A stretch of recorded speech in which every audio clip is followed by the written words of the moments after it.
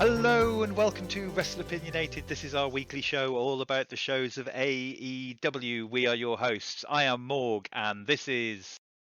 Doesn't know the word super kick, Matt Strange, and this is... Waiting for his coffee to brew Muir. It's coffee to Bew. Bew from Bewdley. Oh, I love Bewdley that. coffee. Don't get coffee from Bewdley, it'll be full of eggs. Is that a thing in Bewdley? No, many years ago, when I used to work in Bewdley all the time and stuff, I lost my shit in the early days of MySpace and wrote a huge rant about the Bewdlish as a subspecies that lay their eggs in the river and stuff. And it sort of became hyper popular around the Bewdley Starport, like shit talker circle, basically. Didn't know you were racist. You can't be racist to the Bewdlish. Not from this world. Xenophobic, then. Speciesist. In a Lovecraftian way that I'm scared of the thing from the outside of this dimension, not in the actual Lovecraft way of being scared of everything and being racist. Yeah, I get you. So welcome to our podcast all about Bewdley and other areas of the Black Country. Severn Valley, thank you. Black Country's a bit further over. Oh, sorry. We're yams, not brummies. You fucking farmer. Hey, watch it. You're from Shrewsbury. Well, right. farmers. Remember wrestling? Go more. Take the reign. Take the reign. So this might be the first time you've listened to our podcast, and as such you would need to know that we have a tier list, which is how we give our reviews for the matches of Dynamite and the overall for BTE, Dark and Dynamite. And Mr. Strange will now describe our tier list. I don't know if he's going to put some spin on it or whether it's just going to be a tier list. I like how we're transitioning from me not talking about wrestling in one way to me now talking about lizards as requested by the Raptor. Tier list scale. You'll know it. It's on YouTube videos, computer games. We work up in letters to let you know how good or bad each one is. Our lowest, I know we're describing these via the medium of lizards. Our lowest ranked match is a D. A D is a poor match. It doesn't have either the wrestling's bad, the story's not there, you just don't care. Like me with the Chinese crocodile lizard. Pick a side, crocodile lizard. Also, you're a water lizard, so you die really easily. Moving up from there, a bit more description for the C rank match. C rank match is what we come to expect from an average match. It should be good. There should be story. Good wrestling, a little bit in one way or the other, but you want to care. Like, when it comes to lizards, most skinks. Small. Adorable, easy, lovely, lovely skinks, lovely, lovely wrestling. C rank. Then we move up to a B rank match. B rank match should take that next step to really catch your eye. Wrestling plus one, as we often describe it, with your Cody, your Scorpio Sky matches. Just good wrestling. Story has to be there. You have to have a reason to care for the match. And I'm giving the B rank lizard to the one I personally own, Green Iguana. The D.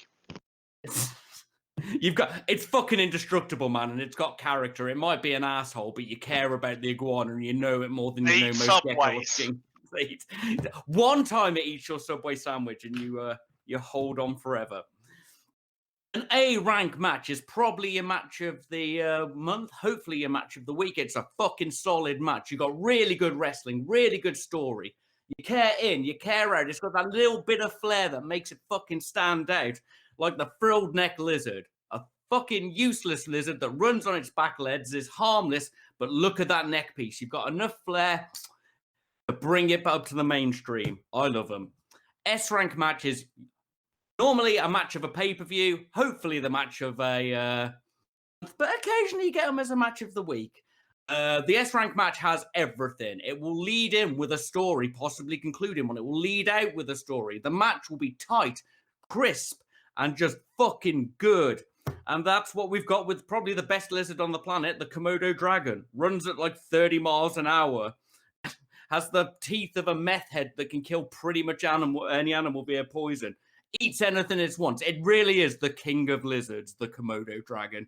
You don't get any better than that. And that's what you want from your S-rank match. You want it to be able to kill somebody with a No, it should just be really good and the best thing you've seen for a while. There you go. I was interested as to where iguanas were going to come on the list. They're too stupid to be above a B. As you owning one, we were wondering whether they were going to get a really low rank. The scars on my hands didn't help the... Yes, that's... The flesh I've lost to angry 4-foot lizard, and mine is incredibly well, like, lovely attitude and very peaceful for an iguana. Hence why I've still got fingers on my nose, which is nice. But I realistically can't give them higher than that. They're too stupid. Just too stupid. Moving on to the news, and I don't believe we've really got anything big this week, have we? No, quiet week, thank God. Realistically, other than more Bullet Club shenanigans, but not Bullet Club, but because Tama Tonga said so, but also sort of Bullet Club.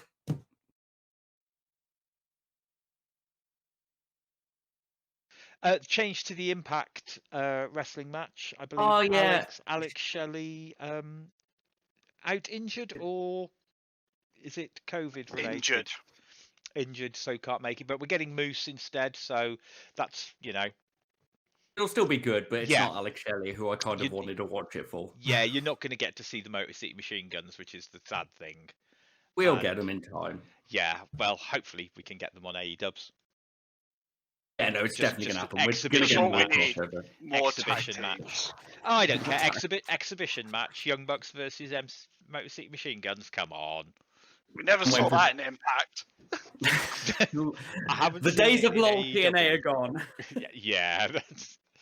So, as we're very short on the news, we move on now. So, Mr. Strange, do you have any social media you've spotted this week that's worth checking out? I do, because I said that I've actually prepped fucking everything this week. On social media, you should look up. I've discovered the Kip and Sammy show, and they're on their 3rd episode now. But I'm going to watch the others. It's at the Kip Sabian channel on YouTube, and it's Kip and Sammy doing weird, over-edited meta interviews with different wrestlers. And it's Nick Comoroto this week, who I really like. It was very fun. It's just genuinely funny, and it had me shouting Big Dick Nick around the house until Nick came over, and then I had to stop because I don't want him to think I'd ever compliment him. But yeah, really good laugh. On a personal note, I'm quite enjoying Tama Tonga's shit talking on Twitter whenever... He is great. He's fucking wonderful. He hates what Bullet Club are doing. It's either that or it's the biggest work ever, but knowing Tama, it isn't. No, it's probably just him angry. Every time you've enjoyed a Gallows, Anderson, Kenny scene, or a Bullet Club, or a Too Sweet thing, just go to Tama Tonga's Twitter and look at his eye-rolling, angry response. It's wonderful. So yeah, 2 things on social media this week. Look at me go. Oh, that makes up for the news. Yeah. So, moving on, it's that time of the week when we do our reviews, and we start off the same as every week with BTE, or Being the Elite. Mr. Muir, over to you. Well, this starts off with the Budget Club. They're having good fun. I fucking love Gallows. Gallows is my favourite. King Carney. I would watch any show that he does. I just fucking love Gallows. He knows what wrestling's about. Yes, mate. Everyone else is being stiff and awkward. He's just been a dick. He's fantastic. And the betrayal is real, Tonga, was fucking hilarious. Fucking love that. They've got to get him back. That makes me think it's more of a work, actually. A bit of a work shoot. You just can't tell with Tama, because Tama's like... Tama is never in character. Gallows is always in character. Tama doesn't have a character. He's just Tama Tonga. He shit talks people on Twitter. So either this is a fucking genius work, or... well, we'll see, I suppose. We'll see, yeah. Then we got match footage.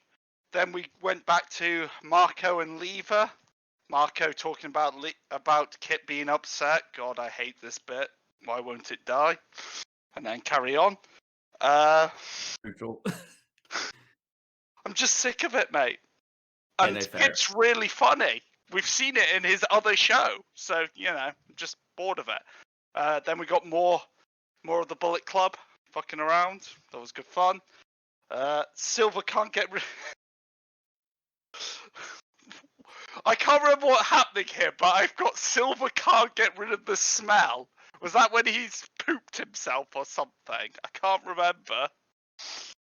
I don't have a review for this. This is your job. I've forgotten. It's been a week. I know. That's what I was saying. And then Welcome we to go our wrestling podcast. Nick Then we enjoyed that bit, whatever it was. Then we got over to Five's party, which was on the 27th Aw. of December. That was brilliant. His Aw. New Year's party. I'm really enjoying these moments still. I thought I'd be getting sick of the Dark Order by now. I'm really enjoying that Ten and Anna are getting more involved with it. And then we got what they wished for. Silver wants to get his Best Kiss award back, which apparently he's lost at some point. Don't know the backstory to this. Gonna get it from 10 as well. Yeah. Colt wants to be a dad again. MJF. Yeah, exactly. How dare he forsake his son that he already has? Anna wants to be nicer to Stu, and Stu wants to be less clumsy because he keeps getting himself hurt. Which That was the best one. it's a bit awkward that. Uno wants to wrestle Jim Duggan, which just made me laugh. That was out fucking nowhere. Oh, I fucking loved Hacksaw Jim Duggan. Yes, mate. Ten really needs to quit his gambling because it's getting out of hand as he's snorting cocaine off the table. Five just wants to be cool. Mate, no one's cool. Give it up. And then, Hangman comes in and tells them it's the 27th, and what are they doing? Been beyond the curtain I for a love week, did he say? Yeah, I love the callback. How long have you been there? about a week. He's so in. I love it. He's brilliant. Then we had the massive private party and Hardy bit where they were discussing their contract for ages. Which, yeah, I get it, but then this carries on to Dynamite as well, so we see like 20 hours of this over 3 shows. Over 3 hours. Yeah. they are trying. They're trying to get this new Matt Hardy character over. So I mean, I get ya. private party bits just don't work. The weird movie thing with the teddy bear we started getting tired of when it actually had a payoff at the end, and it was just this silly match with the teddy bear thing. I was like, okay, but this one is for me is getting a little bit overplayed now. Leave it on Dynamite. It's where it needs to be, this one. Yeah, I'm with you.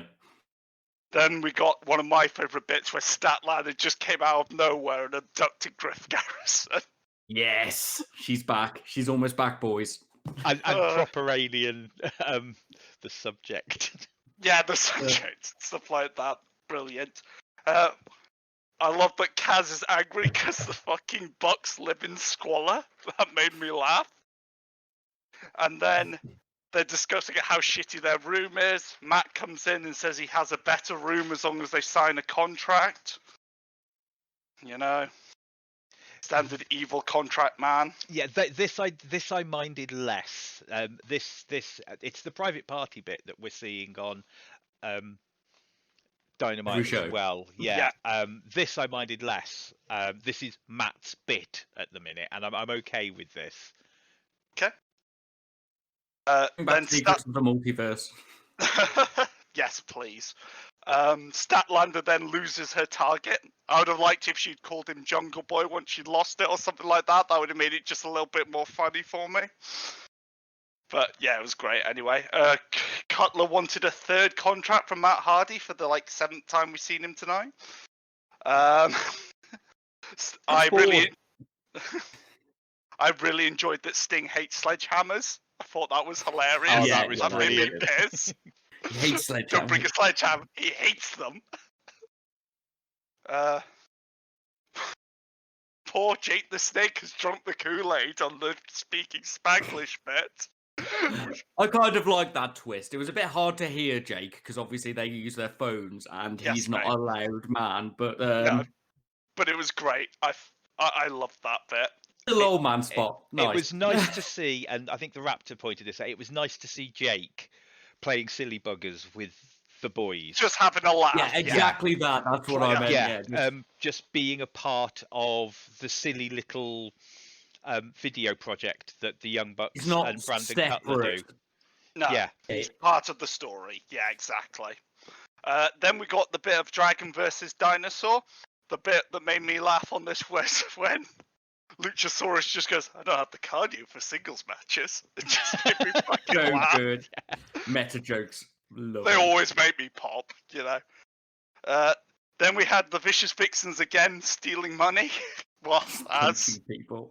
nuns, which made me I laugh. love the way that Vicky was all really good with it and sort of like, please give to the children. Ah! And then Nyla just goes over and And lumps the beats a guy. man up. Yeah. Then we got to see who was going to be in the Flip Cup final with Silver, and it's going to be Alex Reynolds versus Silver.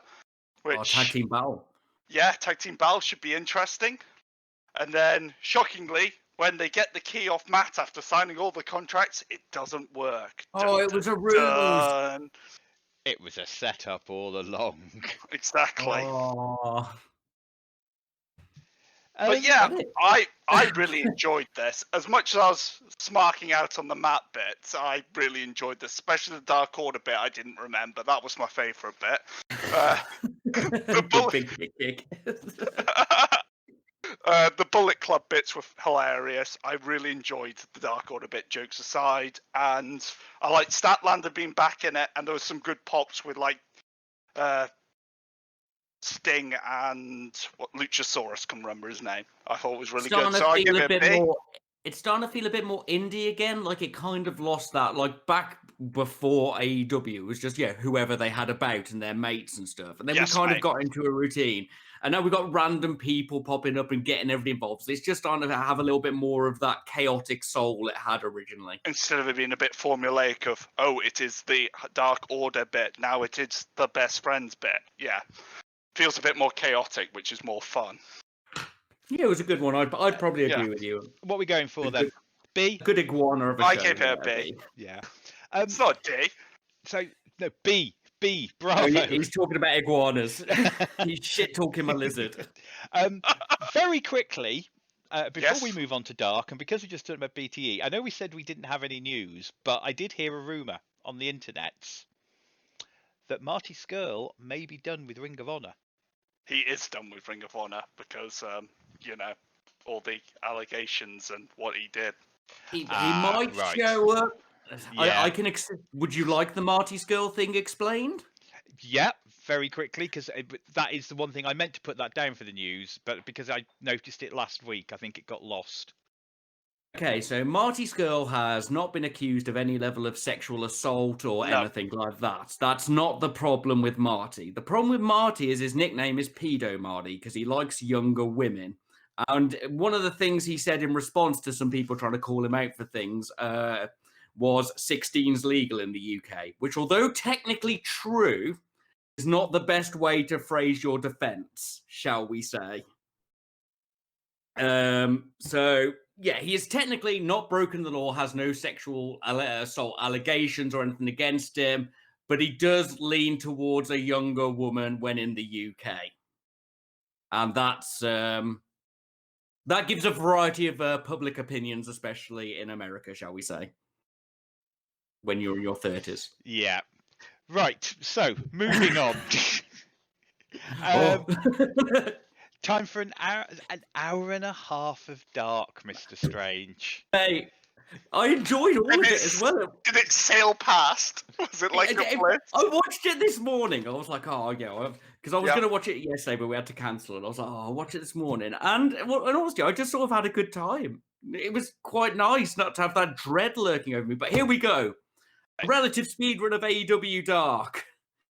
We open up with, I think it's Mike Werner versus Ricky Starks. And it's what you expect. Solid Starks match. He starts off arrogant. He gets clipped. He gets angry. He wins. Hooray! Ricky Starks match. Enough. Then we moved on to Jurassic Express versus Fuego and Ryzen, and everyone put Fuego over. Jesus Christ. Then Jungle Boy put Ryzen over. Just everyone over. Just solid match. Entertaining enough. I'm really hoping to see more of Ryzen in the future. Fuego's really good, but I like Ryzen's gimmick and look. Really good women's matchup next. We had Tay Conti versus Daniels. Did you guys watch this? Did you guys actually watch Dark, or is it just on me? No, yeah. I really like Strong Style Woman. Her shoulder throws are great. There was a better look on Tay, I think. I think that like shirt trousers combo works a little bit better than being overly dressed up for attractiveness. Not that she is, you know what I mean. Yes. It was short, but it was just a great display of where Conti is and what she can do. Her finisher is shit, though, and I hate She does need a finisher desperately, but she's getting there. She needs a submission finisher, but a really interesting one. She's finally past forward rolls, so she can start other moves now.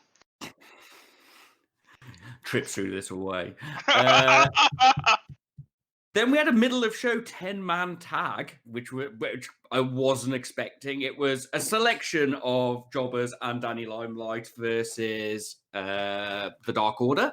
Strong start, had a lot of fun shows and moves. Obviously a bit of a clusterfuck. We got to see a selection of highlights from everybody. Funny Colt is back, which brings me joy. The captain, Sean Dean, got a good showing again. So yeah, it was entertaining. I just wasn't prepared for a 10-man clusterfuck in the middle of the show. Legit. But it was good. Then Will Hobbs had a squash match against Louis Valley. Then Lever had a bad match against Red Velvet. Then that was not a good match. Then the Beaver Boys took on Navarro and Australiano. I had to write that one down. Is he Angelico's brother?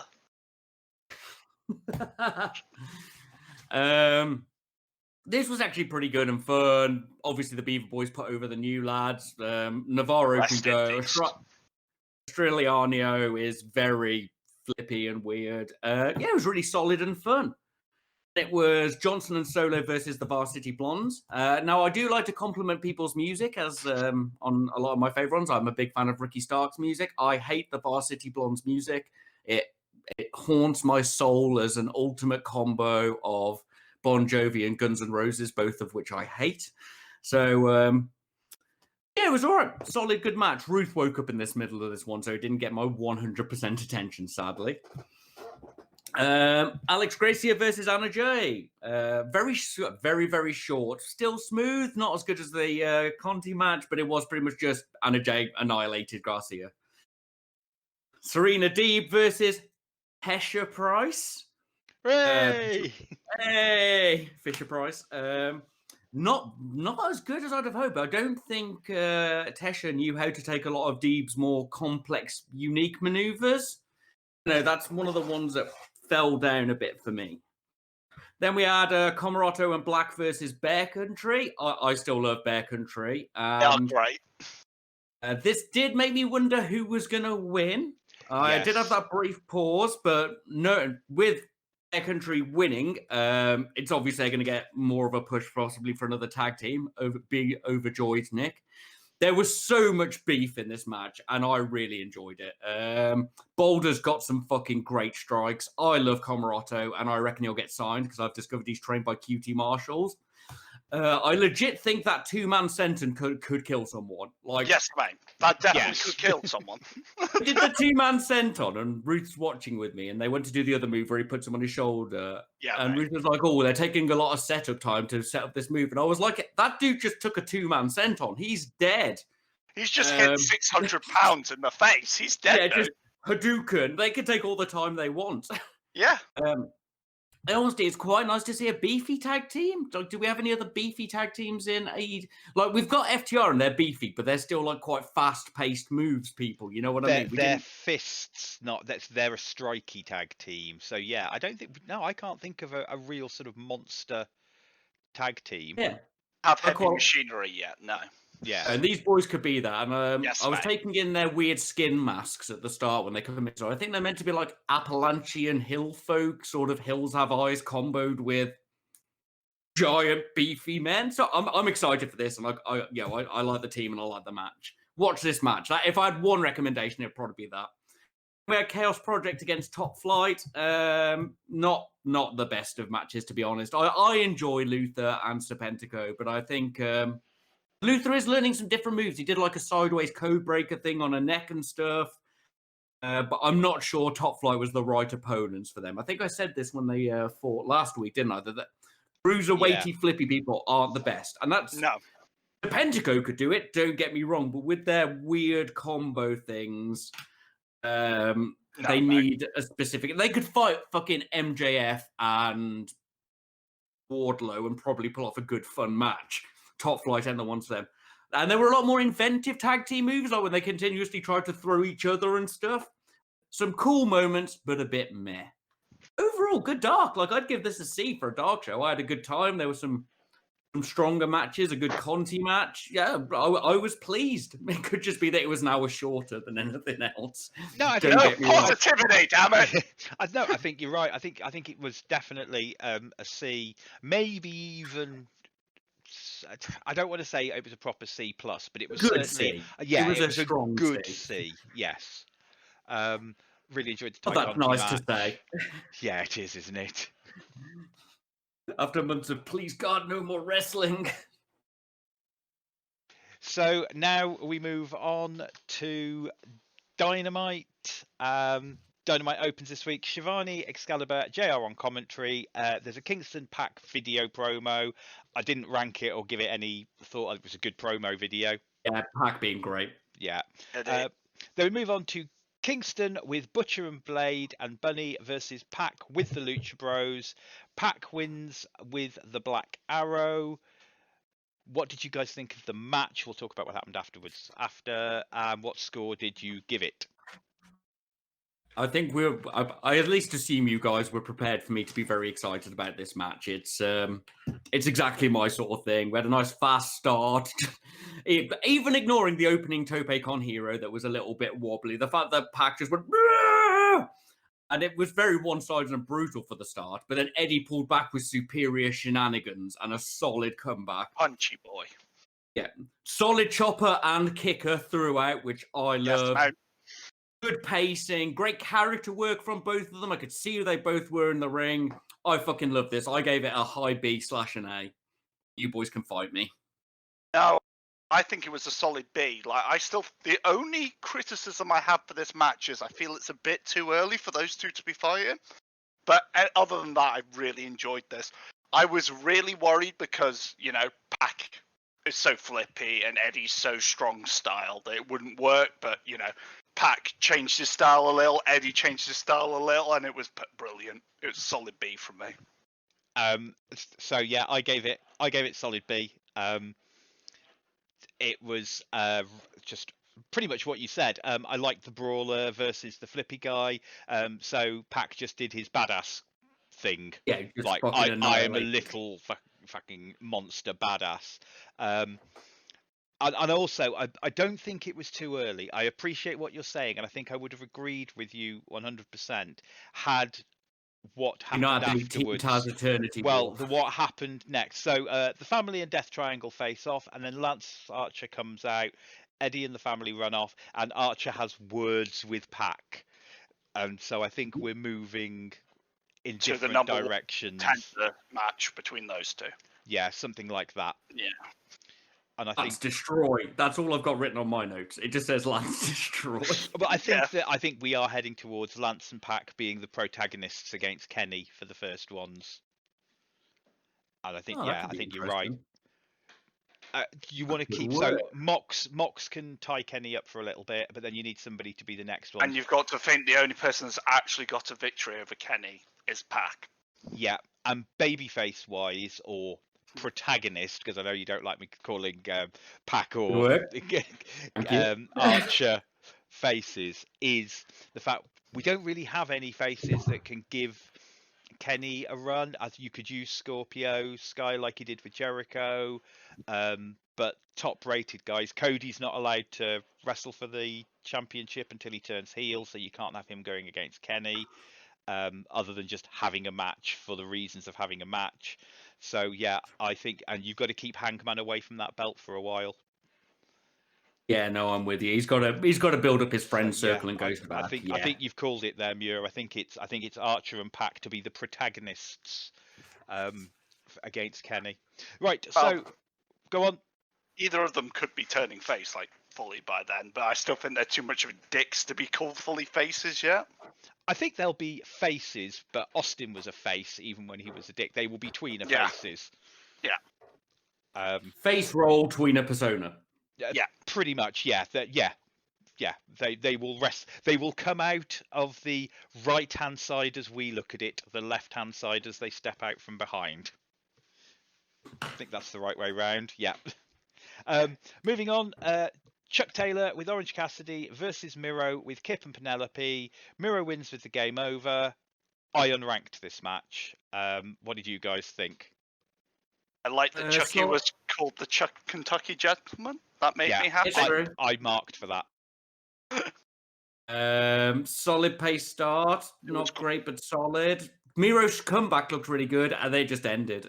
His Samoan drop was nice that he did, and then, it just ended.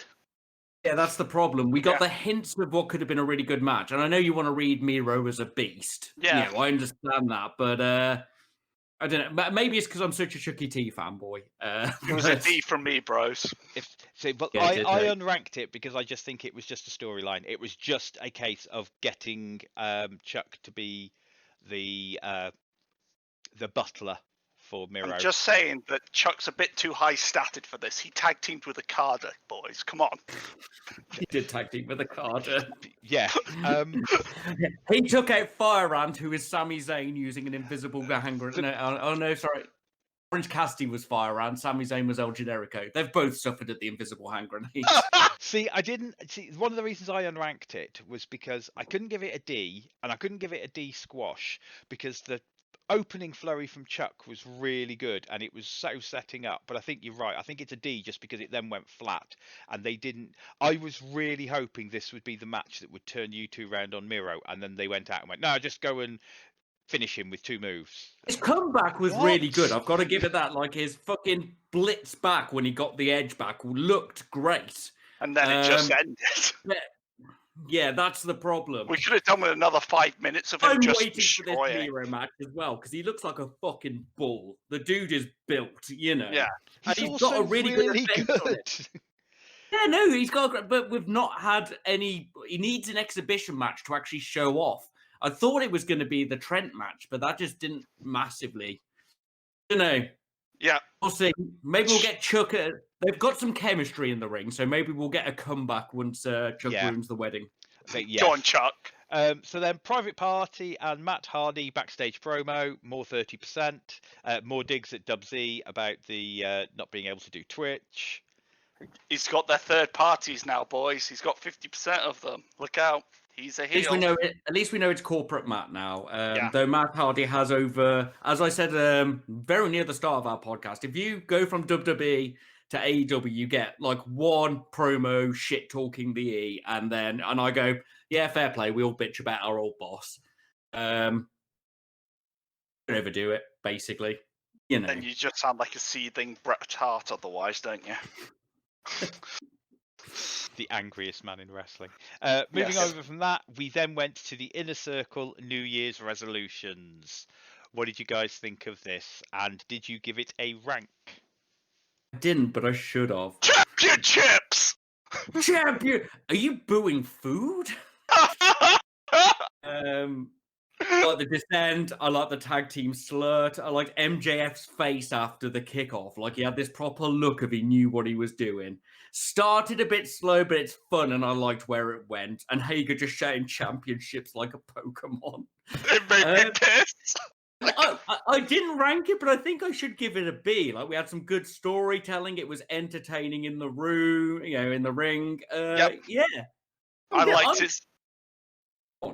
liked his dig at Jericho about fat people gotta go. I missed that bit. That was good. It was solid, and I'm going to enjoy the silly match that they have afterwards. Should be good fun. Yeah. After that, it was a Dark Order promo / interview with Hangman. What did you guys think of this? And again, did you give it a rank? only have 2 notes. It just says, "Oh, Hangman," and they're great. That's pretty much all I've got. I love Hangman having friends. Didn't rank it. So It's lovely. So if Hangman wins is it they have to win, or is it just that after the match he'll tell them? He just has to tell them. Yeah, Okay, he so will make his decision after the match. So after the anniversary birthday party -1 match where the Dark Order are facing some people, he's gonna make his choice up. I wonder which way he's going, boys. I had not thought about that. That's a really good point. Yeah, Hangman and Colt turning the Dark Order face, and I Yes, don't mate. want more faces, but this story is built up, and we've seen so many highs and lows. I of think Hangman. Silver has been turning the Dark Order face, and Yeah, I think correct. they have slowly been turning the Dark Order face for a while. They're so popular, so They're too over to stay heel. Yeah. They just Yeah, are. They're at that point now. They just need to, but they need to be comedy faces with a serious in-ring edge, and I think that's one of the things Hangman will give them. Just have them too cooling out there. That's all I want. Yes. I don't think they can be cool faces. I think they've got to be a little bit daft, because that's what No, I think brought them to the dance. it means too cool, like from the 90s, as in. I mean- Oh yeah, Yes. I'm with you. Sorry, I was thinking too sweet, not too cool. Yeah, fair. Moving on from that, Darby Allin Cage video segment. It was good. Anything? It was really well done. The only thing that really bugged me about it is it was making Darby feel like the underdog, even though he's only won and scared them off. The Devastator must be feared for because he has to fight this man he is thrashed every time he's He's seen him. already beaten.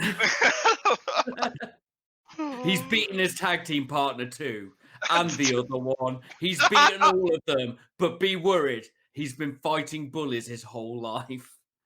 That's my credit. But as a package, beautifully cut, looked great. If I hadn't watched every episode of Dynamite, I would have thought this was amazing. So, Elite backstage interview. Any thoughts? I've got no notes.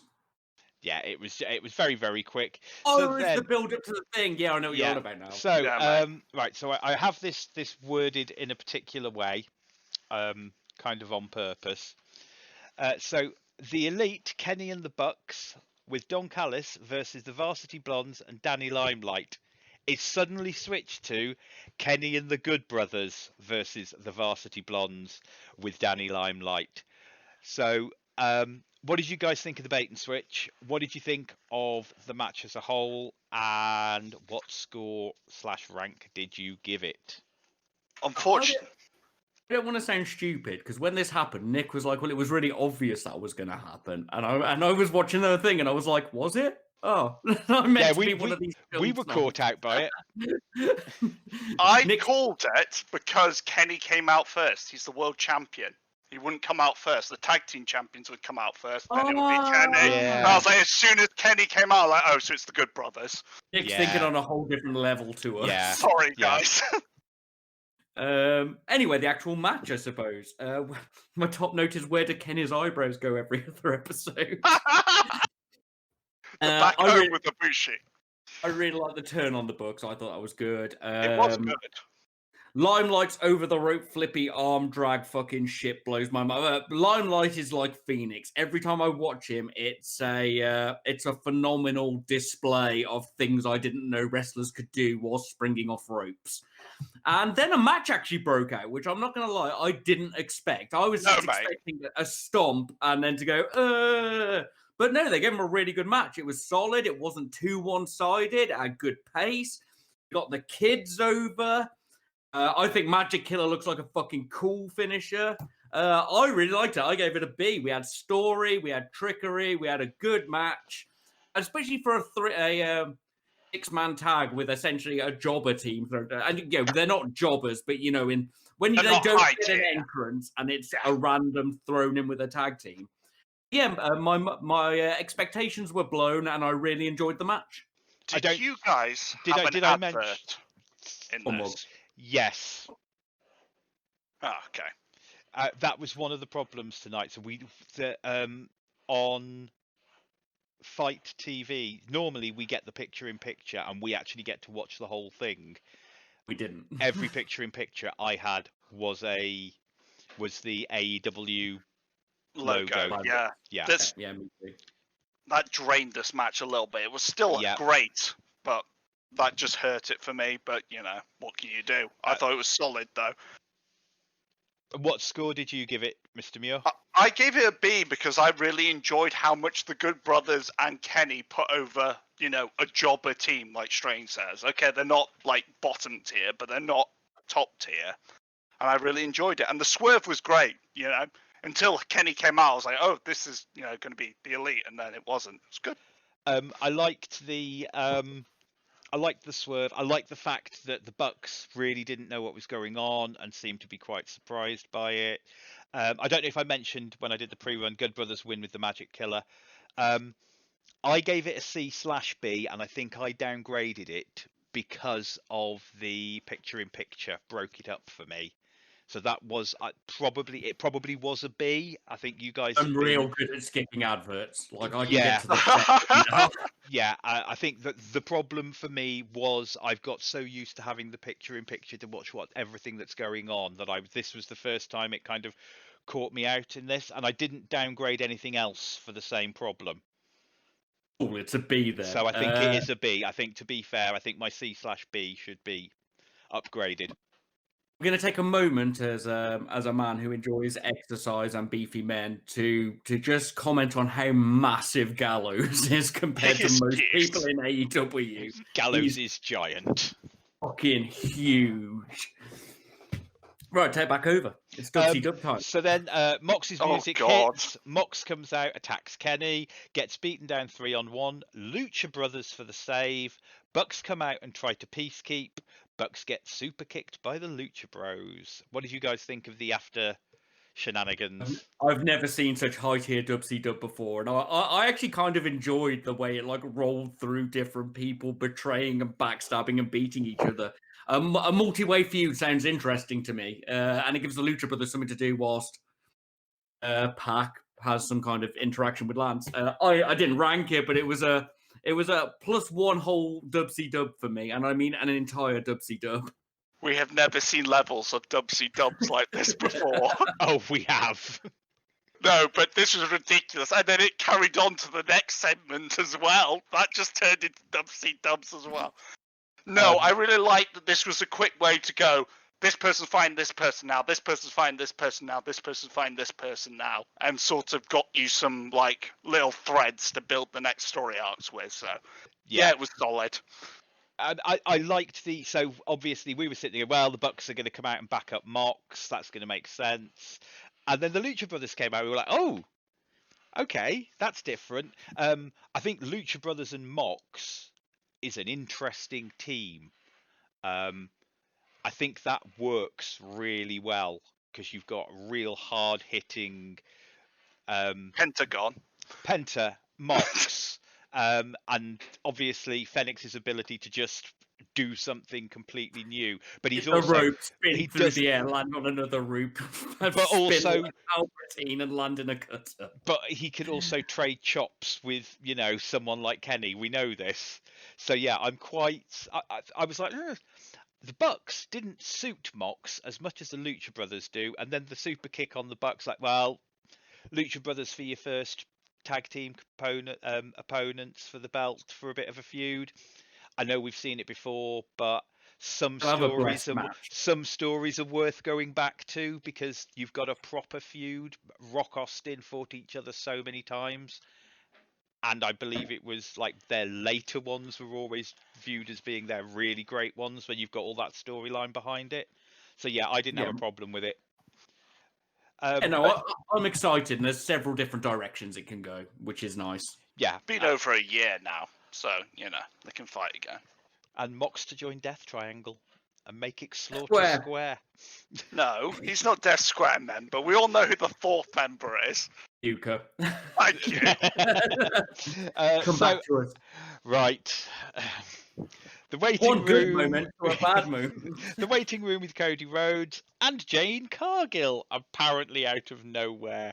I know you Did guys have time been slow quite down for down. you boys? I know you guys have been quite down on the waiting room. I like Britt's Healy bit at the beginning. It was just a bit messy for me. What did you guys think? Oh, I'm ready to criticize this. One of my Let's comments go, from boys. halfway down is it's like the cursed rare video from The Ring. Just different things happening. When it started, Ruth hasn't seen any of the waiting room on. Oh God! Neither has the Raptor. So yeah. When the laugh started going over, and Ruth just looked at me and went, "What's happening?" And I was like, "I don't." Then Cody came in, but it wasn't AEW Cody. That was It was BTE BTE, Cody. BTE Cody arrived with his little little snarky comments and little smug grin on him. Jade Cargill comes in, and don't get me wrong, she looks fucking dimes, but I don't give a shit about her, and I don't give a shit about Shaq. No. And when he walks in, he goes, "Who's my opponent?" He should just looked over and gone, "You can fight Esher Price." "Oh, I want to fight someone." "You are not a wrestler." Fuck off. And I was like, "Oh, thank God, Velvet's here. She can wrestle." And then that went a bit crazy. The size difference was immense. Ludicrous. Then there was Rosa having her face smashed in, and then Rosa was threatening from her camera phone from 1995 over the Titan. It was just a cursed segment. You missed face turn. You When face she said- turn? Yeah, she turned face when she said 9 months without Brandy. That was a face turn. True. Oh, No, so much happened. Just mate, it's it was like they went- ridiculous. So they turned around and went, "Yo, Tony says it's women's 5 minutes. So if you could just get all of Everyone it in. just Everyone. fucking- Dive in, yeah, I girls. was going to move on to that. Is to then we get the Thunder Rosa promo. Sort of. I was so confused that it just sort of began that I didn't really even get into it, if I'm honest. I was so disjointed by this entire section. Yep. Maybe I should go back and watch the Thunder Rosa promo independently. Maybe, yeah. I She, think she shouts very well angrily in Spanish, you know. yeah, I like that. I like when they do that kind of thing. Yeah, I like Britt's reaction to that. I thought the best payoff was the Thunder Rosa Britt bit with Britt going, "But Tony, you said I didn't have to fight her." Yeah. And the end of her just trying to cut things was pretty good. But overall, as a segment, I've got to give it a D. Like, if you'd just given us Britt and Rosa, wicked. But for some reason, we had to throw everything else in at the start and have a bit of a ruckus, you know. Yeah. And Right. So moving on to Jurassic Express, which is Marco and Jungle Boy versus FTR with Tully. FTR win with the big rig. What did you guys think of the match? What score did you give it? oh, thank God. The good Marco we like is back. The scrappy Marco who fights with momentum and being almost indestructible. One more. I was going to say, me and the Raptor thought you might have enjoyed this Marco much more when we were watching it. Yeah, when he's actually like having to think and overcoming people's expectations of him, it's great. And he ate some fucking shit in this match. Jesus Christ. I messaged Muir halfway through saying, "Is Marco okay?" It's the hair slam, and they picked him like 5 foot in the air. And we get to see the cool combination moves. Jungle Boy threw Marco into a Hurricane, and that was cool. Everything Jungle Boy does is great, obviously. I'm pretty sure hair FTR. Axe.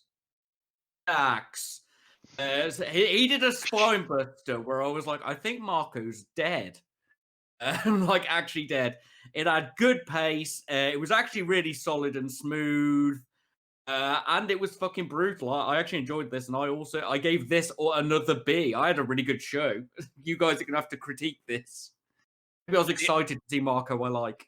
The only problem with this match is that I don't like Marco, so all this heat building was nothing to me. Like, if I liked Marco, I would have been like, yeah, this is a fantastic match, but because I don't care about Marco, I didn't like it that much. It was a good match, though. It was a solid C from me, though.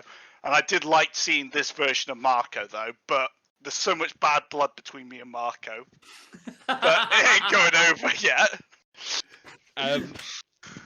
You're gonna have to call it strange because I gave it C/B. I really enjoyed the match. It had storyline going in. They told a good story in the match. It was a pretty good match. But yeah, I gave it high C. That's how I felt at the end of watching it. You're gonna have to make a call here, Mr. Strange. You've got a C, a high C, a C/B, and it's not a C to B. I couldn't decide, and you've got the B. But you two have both given it C's. The story was enough going in, but I can't say I had like a proper story build. It was more of a manipulation. I'm going to give it a C, but I'm going to put a little plus next to it on the rank because we know my scores are really mathematical. Yep. Okay, so moving on to probably one of my favourite matches of the night. Ty Conti with Anna Jay versus Serena Deeb for the NWA Women's Championship. Serena wins with the Deeb Tox. What did you guys think of this match? What score did you give it? I had one criticism of this match, and it's the second line down, which is Conti needs to work on her expressions, and I drew a big smiley face because she is beaming through taking slams and stuff. She's real happy to be a wrestler. That is my one criticism. I have hardly any notes on this just because I was watching it. This was a high-paced NWA match. It was the wrestling and slams and holds I expect from an NWA match, but sped up to an AEW level. Just really good. I gave it a C/B because we didn't really have any story leading into it. But one of the best women's matches I think I've seen in AEW. So I'm arguably going to roll myself up to a B just because of the expectations being broken from me. My only bad comment on this match was "fuck off, advert." That was literally my only bad comment about this match. They did some beautiful mat wrestling. You got some solid moves, like Tay can't do much, moves wise, apart from a few of the more brutal like strikes. But yeah, Deeb got over all her moves. It was really good match, and I think they should be happy to put on matches like this. If all the women could do matches like this, they would have a lot more time on the show, I think. And it was fucking great. And then you had the blessed friendship at the end when Tay Conti ended, and they didn't cheat, they didn't do anything. They were just she was just comforting her at the end to show that they've now face turned the Dark Order. It's fantastic. I gave it a B/A, but I said it can't be an A because it had no fucking story going into it. But it was great. I really enjoyed that.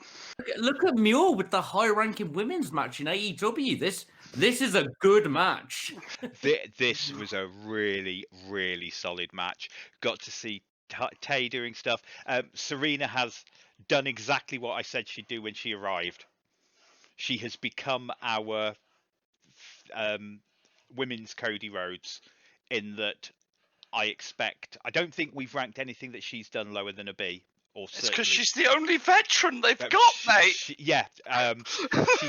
absolutely fantastic. I believe she trained Ty early on, I believe they said. No clue, mate, but she does the job. She was involved in her training. One of the reasons why, I really enjoyed this. It was a high B from me. This was a really good match, and it was a joy to watch a really good women's match on AEW that just felt like, and I say a really good women's match, it felt like a match. It just felt like a good match. It was a good match. Yeah, it just happened to be, which is what I want from my women's division. That's all you want, mate, really. I don't want a good divas match. I want a good women's match. Yep.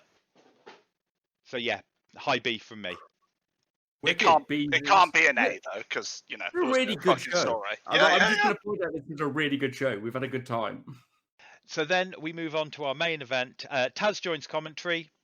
Brian Cage with Ricky Starks and Hook versus Darby Allin for the TNT Championship. Darby wins with the Crucifix Bomb. What did you guys think of the match? What score did you give it? I'm going to bring up my bottom note because I saw it whilst you were talking about the last match and it made me laugh. Sting showing up at Taz's barbecue. He's in his garden with his friends cooking some burgers, and suddenly the lights go out. Oh no, it's snowing. Sting's there. Right, okay, actually talking about this match. Cage versus Darby. My opening note is he's not the underdog, JR, because JR was going on about how he's the underdog. Weird match for me. It was fucking brutal and fair play to Darby. I mean, he's going to be sand in a few years. Yes, that one table throw was... where he went like 30 yards into a table? Yeah, I was like, Christ. Jesus. I hoped that Darby was going to be so indestructible, the Cage would become so angry he'd DQ himself. Would be the way I would have finished it. And don't get me wrong, but then it just turned, and the Darby offense was cool. Don't get me right, and it looked badass, and everything was smooth and crisp. But it felt like a game of Warhammer. First Cage went and did all of his moves, and then Darby went and did all of his moves. Won. And then he ran out of HP, so he died. Yeah. And I'm not sure it was enough return damage to Cage. Like, he didn't actually take that much shit. Mm-hmm. I wasn't that sold on this match. I've given it. Wrestling was solid, smooth, crisp, and well done. Darby eats bumps like no one should eat. No. Cage is very agile for a big man, but I just don't think the pacing and cadence of the match was as good as it could be. On a wrestling care state for me, it was basically a C. It was a good enough, entertaining big match, and I should arguably round it up to a B with the story going in and out. But that's where I am on it. It's one of the matches I actually enjoyed least of the night. Yeah, this was a bit of a come down after the last match for me, and I didn't think I'd say that coming into this.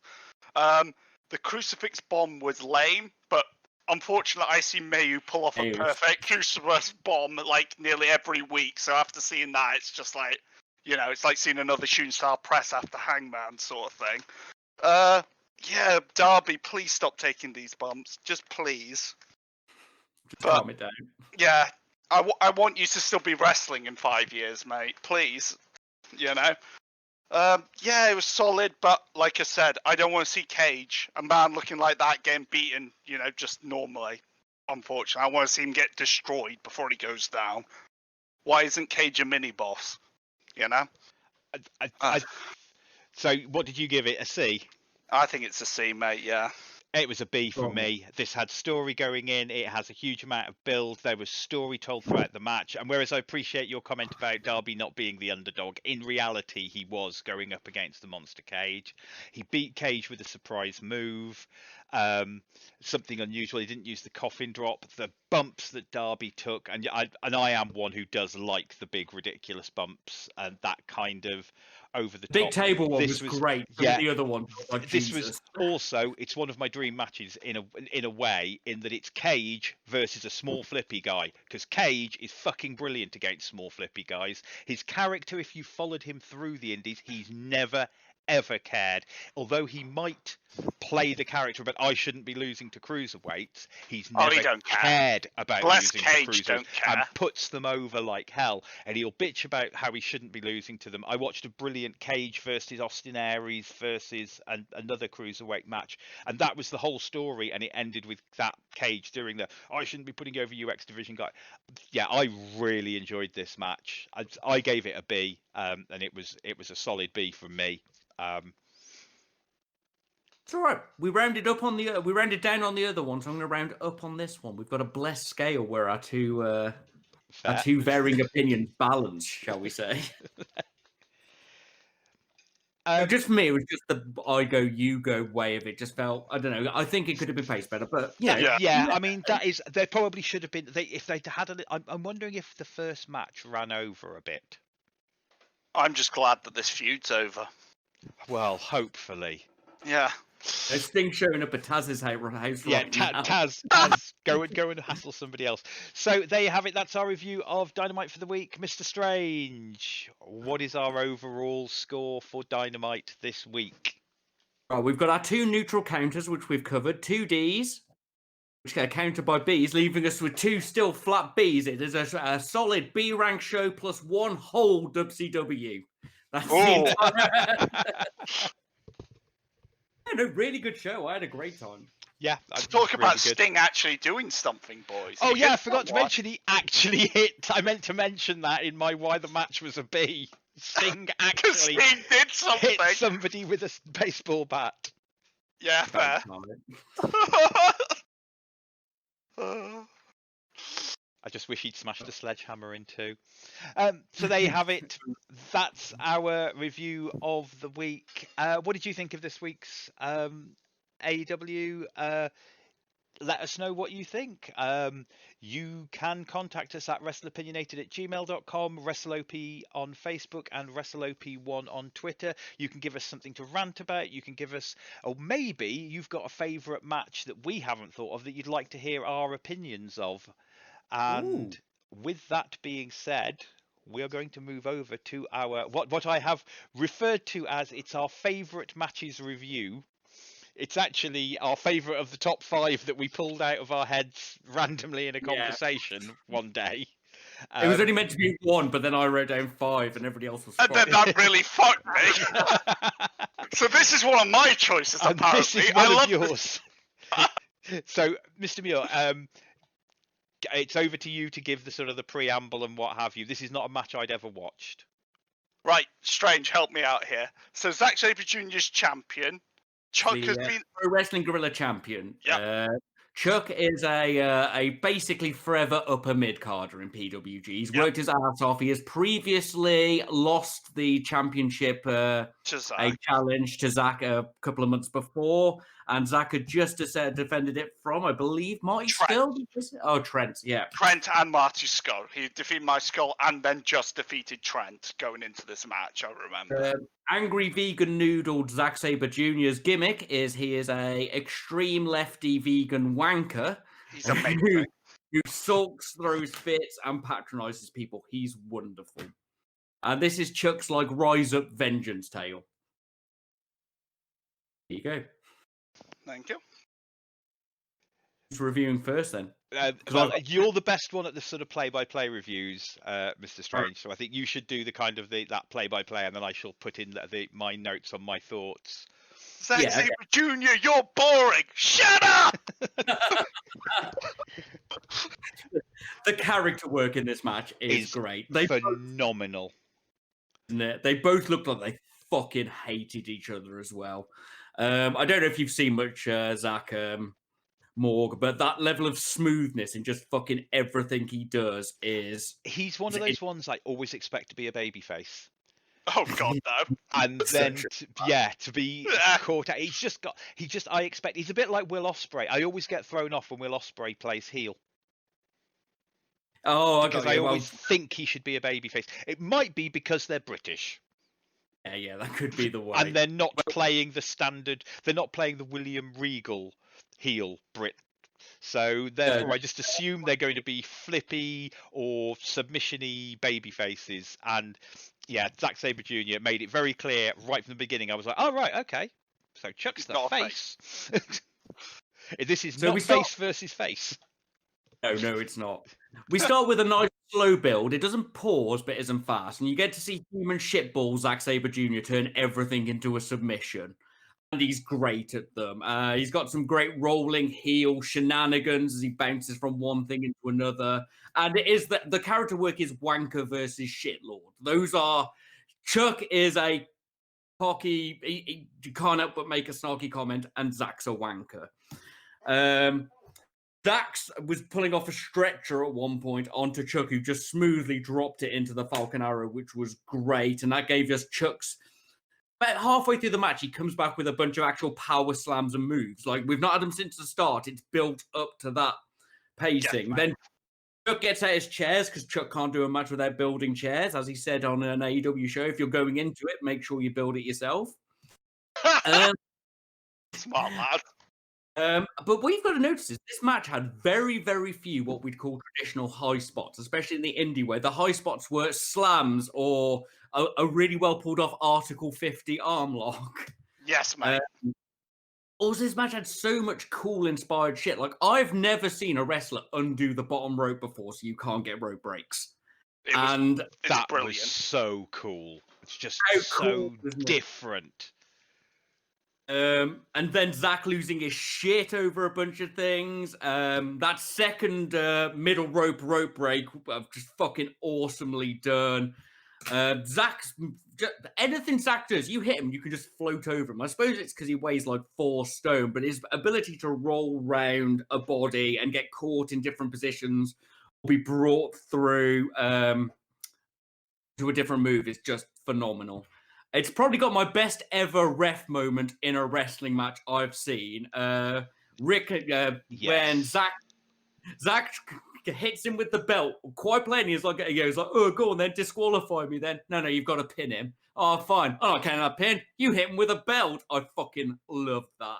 That's the kind of indie wrestling giving your refs character and something to do. It's just the best one I've ever seen. And I liked the follow-up to that as well, where he's about to disqualify him, and Chuck says, "No, don't." Yeah, and he doesn't, and I was thrown back to the days. It's Rick Knox, wasn't it? The Mad Ref. Yeah, it was Rick Knox, and I was thrown back to the old Lucha Underground days of just let them fight. The ref has the ref has the rights to make his decision in the match. They just made it a perfect little spot, just a couple little things, and you always get to see Zach in character, because Zach's thing is basically he sulks and screams when he doesn't get his way. Yeah. Then obviously we had that really cool Article 50 arm lock, which Chuck pulls into a one-armed power bomb. That was beautiful. I love that bit. I've got that in my notes. Fucking delicious. And then obviously the awful waffle onto pins. Attacks. Okay, I love this match. This is a good demonstration in that if you're having a wrestling match, especially amongst indie wrestlers and with one exceptionally noodly man, it doesn't all need to be hurricanranas and flips. Tope suicidas. Like, as much as I do enjoy those things as a lucha fan, and they have their place, just watching a strong style submission specialist versus an all-American dude just do some slams and some slaps and some punches, and like Zach's European uppercut's great, and there's just a phenomenal pace to this match where it's never slow, but it never really hits that hectic height. I love it. It's wonderful. This was a lesson in how to build a match. So I started watching it, and I was like, okay, I'm looking forward to watching it. It's one of our recommendeds, so I am looking forward to seeing this. And it just built and built and built, and when Chuck finally gets the pin, it got the moment out of me. The yes, yeah, the 1, 2, 3, yes. And yeah, this was a really, really good match, and it was just. One of the things I will say that really helped it for me was the fact it had commentary. Did have Excalibur. Yeah, he's done the deal. Yeah. And his voice breaking halfway through it. Yeah, and it having Excalibur, and of course Trent coming out at the end also. Oh, it was nice having Trent out.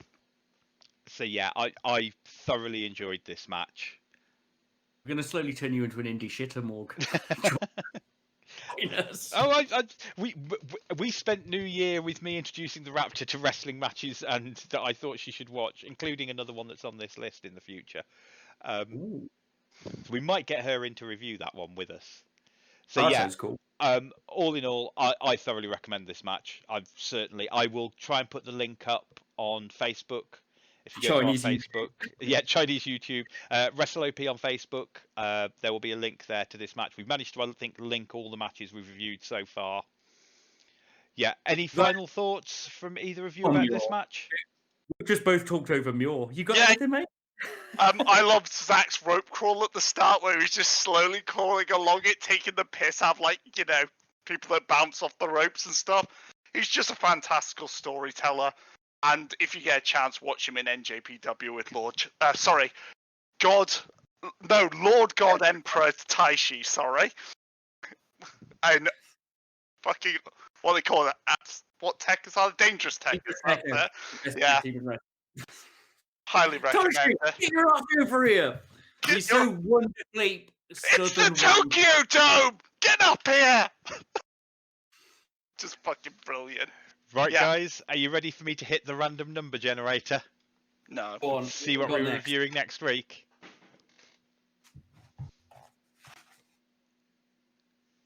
Oh, it's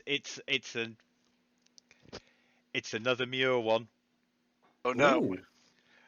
and we are going back to our favourite promotion: Ooh. Phoenix versus Mill. Grave Consequences. Yes. Oh, I'm gonna get to see the slickest power slam in the Fucking world. happy dance. Yes, boys. I was kind of hoping we wouldn't go back to Lucha quite so quickly, but we've got another Lucha one hidden in there. So We can yeah, change a yeah, few more.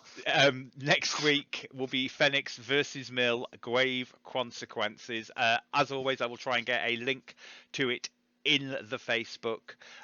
With that being said, I would like to thank Anchor.fm for hosting the podcast. If you want to find us, we are Wrestleopinionated on Anchor.fm, on Spotify, and on YouTube. Over to you, Mr. Muir.